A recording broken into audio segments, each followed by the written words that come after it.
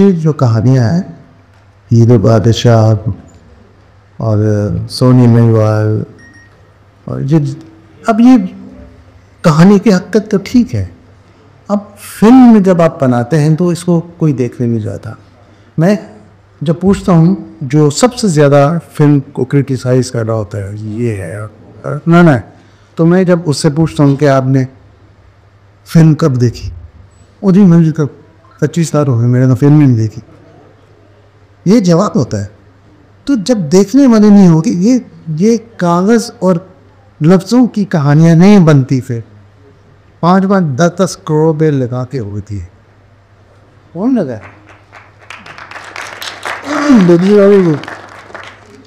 तो वो जो बात है आपकी, देखिए ये जो मिट्टी कटे हैं उनसे तो बहुत प्यारे हैं।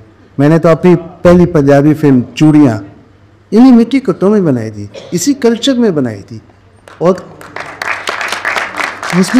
उसमें ना हीर थी, ना सोनी थी, ना कोई नहीं था। उसमें वैसी ही एक बिल्लो थी, तो आप उसको समझ रहे हैं कि वो हीर है, आप समझ रहे हैं कि वो सोनी है, वो बिल्लो जो है। तो शक्लें बदल गई हैं, माहौल बदल गया है, वक्त बदल गया है। पहले खूह तो पानी की जगह ट्यूबवेल लग गए ने, बहुत कुछ बड़ा चेंज हो गया। तो अगर हम वहीं रहेंगे, उन्हीं कहानियाँ 5-6 कहानियों की जिक्र करते रहेंगे, तो आगे कहानियाँ तख्लीक कैसे होंगी, आगे कहानियाँ बनेगी कैसे?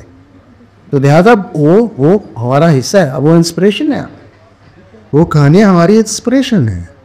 हम उनको पढ़ के, उनको सुन के या उनको देख के बहुत सारी चीज़ें सोचते हैं। अब ये जो अगर गौर करें आप, चूड़ी हक तो मिर्ज़ा कट थी, मिर्ज़ा कट थी। मिर्ज़ा कट में वो मिर्ज़े का मामा छोटे बच्चे को लेके अपने गांव में आ रहा था।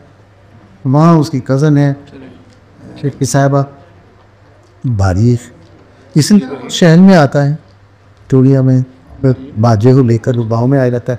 फिर गांव के सारे कल्चर, तो वह हालात बदल गए।